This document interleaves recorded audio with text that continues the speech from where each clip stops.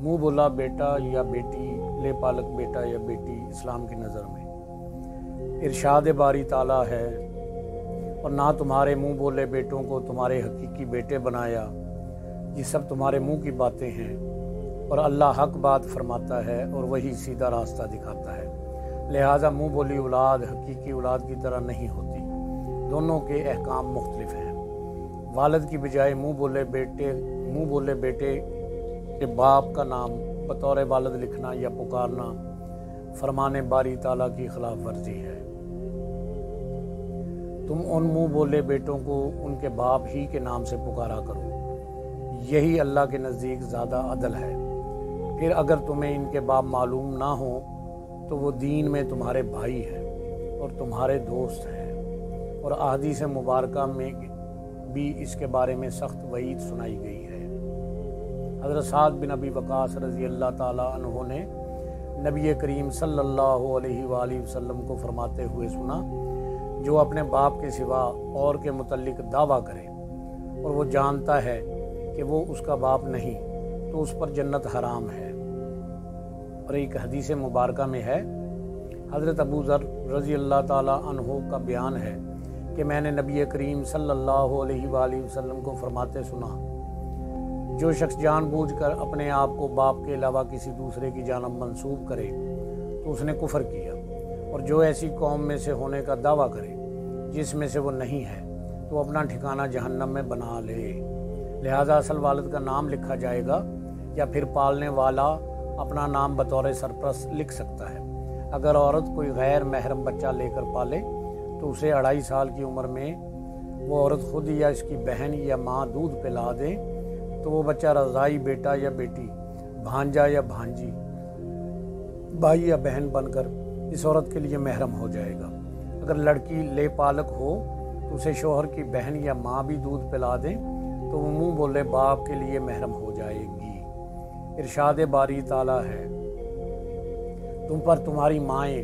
تمہاری بیٹیاں اور تمہاری بہنیں اور تمہاری پھپھیاں اور تمہاری خالائیں اور بھتیجیاں اور بھانجیاں اور تمہاری وہ مائیں جنہوں نے تمہیں دودھ پلایا ہو، اور تمہاری رضاعت میں شریک بہنیں اور تمہاری بیویوں کی مائیں سب حرام کر دی گئی ہیں۔ سورۃ النساء۔ اور احادیث مبارکہ میں ہے، حضرت ابن عباس رضی اللہ تعالیٰ عنہ سے روایت ہے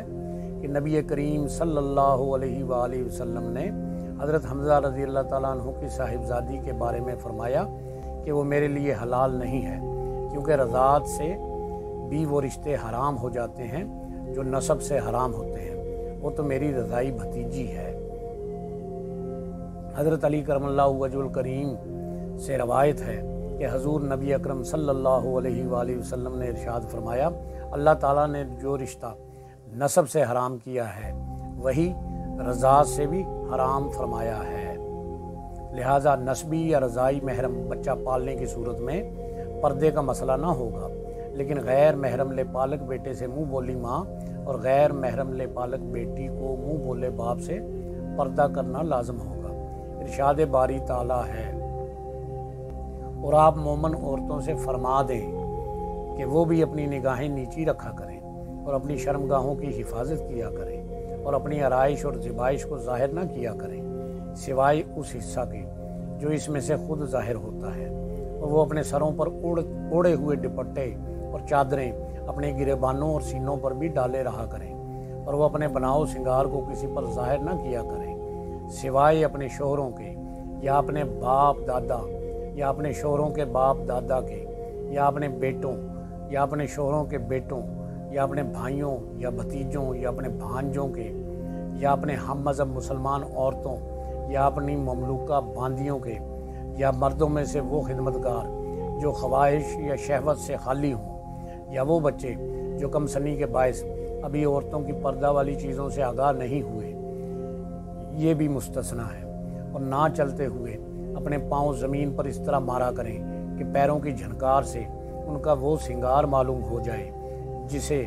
وہ حکم شریعت سے پوشیدہ کیے ہوئے ہیں، اور تم سب کے سب اللہ کے حضور توبہ کرو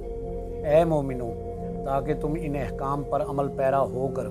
فلاح پا جاؤ۔ لے پالک بچہ